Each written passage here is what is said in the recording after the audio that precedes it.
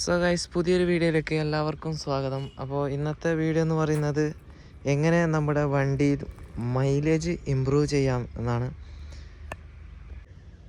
ബൈക്കിൻ്റെ fuel efficiency improve ചെയ്യാൻ ആദ്യമായിട്ട് നമ്മൾ ചെയ്യേണ്ടത് സ്പീഡ് മെയിൻറ്റെയിൻ ചെയ്യുക എന്നാണ്. അതായത് നമ്മൾ ഓവർ സ്പീഡ് എടുത്താൽ മൈലേജ് ഡ്രോപ്പ് വരും. അപ്പോൾ സ്പീഡ് ഒരു 40-60 എടുക്കുക, ഓവർ സ്പീഡ് എടുക്കാതിരിക്കുക എന്നാണ് ആദ്യമായിട്ട് നമ്മൾ നോക്കേണ്ടത്.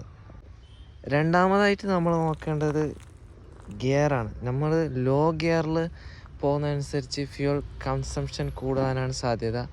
അപ്പോൾ നമ്മൾ ലോ ഗിയറിൽ ഓവറായിട്ട് പോകാതിരിക്കുക, കറക്റ്റ് സ്പീഡിൽ ഗിയർ ഷിഫ്റ്റ് ചെയ്യുക. അതായത് ഇപ്പോൾ ഒരു 40 സ്പീഡിൽ പോകുമ്പോൾ സെക്കൻഡ് ഗിയർ യൂസ് ആകാതിരിക്കുക, മറിച്ച് 4th 3rd പോലുള്ള ഗിയറുകൾ യൂസാക്കുക.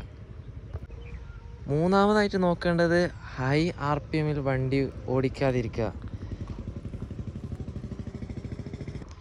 എൻജിന് കുറേ റവ് ചെയ്യാതിരിക്കുക.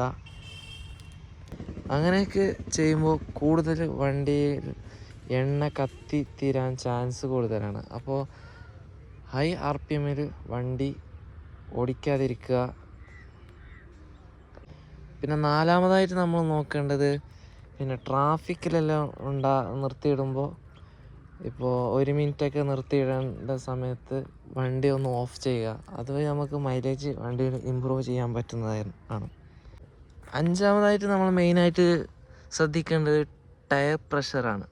നമ്മൾ വണ്ടിയിൽ കാറ്റ് കറക്റ്റ് ഉണ്ടോ, എയറൊക്കെ കുറവാണെങ്കിൽ വണ്ടിയിൽ മൈലേജ് കുറയാൻ ചാൻസ് കൂടുതലാണ്. അപ്പോൾ വണ്ടിയിൽ നല്ല എയർ ഒക്കെ കറക്റ്റ് പ്രഷർ അഡ്ജസ്റ്റ് ചെയ്ത് വെക്കുക.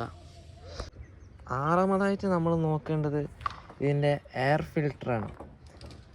എയർ ഫിൽറ്റർ ക്ലിയർ ആക്കുക റെഗുലറായിട്ട് നമ്മൾ എയർ ഫിൽറ്റർ ക്ലിയർ ആക്കി ചെയ്യുക. പിന്നെ ഡേർട്ടി ആയിട്ടുള്ള എയർ ഫിൽറ്റർ കൂടുതൽ ഫ്യൂൽ കൺസംഷൻ ചെയ്യാൻ സാധ്യതയുണ്ട്. അതുവഴി നമുക്ക് മൈലേജ് ഡ്രോപ്പ് വരാൻ സാധ്യതയുണ്ട്. അപ്പോൾ എയർ ഫിൽറ്റർ നമ്മൾ ശ്രദ്ധിച്ച് മാറ്റിക്കൊണ്ടിരിക്കുക, അത് കേടുവരുന്നതനുസരിച്ച്.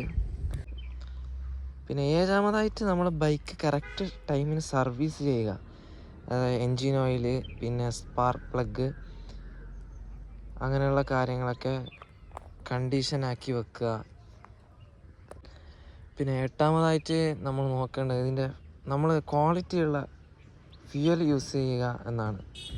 നല്ല ഫ്യൂവൽ യൂസ് ചെയ്യുന്നതനുസരിച്ച് നമുക്ക് നല്ല മൈലേജ് കിട്ടുന്നതായിരിക്കും. ഒമ്പതാമതായിട്ട് നമ്മൾ നോക്കേണ്ടത് ഓവർലോഡിങ്, എക്സ്ട്രാ വെയിറ്റ്. നമ്മൾ ഓവർലോഡൊക്കെ എടുക്കുന്നുണ്ടെങ്കിൽ മൈലേജ് ഡ്രോപ്പ് വരാൻ ചാൻസ് കൂടുതലാണ്. അപ്പോൾ ഓവർലോഡ് എടുക്കാതിരിക്കുക. ഈ ഓരോ ബൈക്കിനും അതിൻ്റേതായ വെയിറ്റ് കമ്പനി കൊടുത്തിട്ടുണ്ടാവും, എത്രയൊക്കെ നമ്മൾ മാക്സിമം കപ്പാസിറ്റി, അതനുസരിച്ച് എടുക്കുക. ഇപ്പോൾ ട്രിപ്സൊക്കെ അടിക്കുമ്പോൾ മൈലേജ് നല്ലോണം ഡ്രോപ്പ് വരാൻ സാധ്യതയുണ്ട്. അപ്പോൾ ഓവർലോഡിങ് മാക്സിമം ഒഴിവാക്കുക. പത്താമതായിട്ട് നമ്മൾ നോക്കേണ്ടത് ഹാഫ് ക്ലച്ചിൽ വണ്ടി കൂടുതൽ ഓടിക്കാതിരിക്കുക. ഹാഫ് ക്ലച്ച് നമ്മൾ മാക്സിമം യൂസ് ചെയ്യുന്നതനുസരിച്ച് മൈലേജ് ഡ്രോപ്പ് വരാനും ക്ലച്ചിനും കംപ്ലൈൻറ്റ് വരാൻ സാധ്യത കൂടുതലാണ്.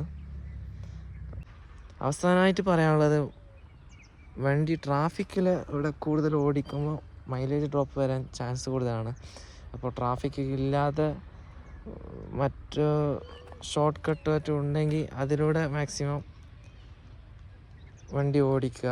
ട്രാഫിക്കിലൂടെ വണ്ടി ഓടിക്കുമ്പോൾ മൈലേജ് ഷോർട്ടേജ് എന്തായാലും ഉണ്ടാകുന്നതാണ്.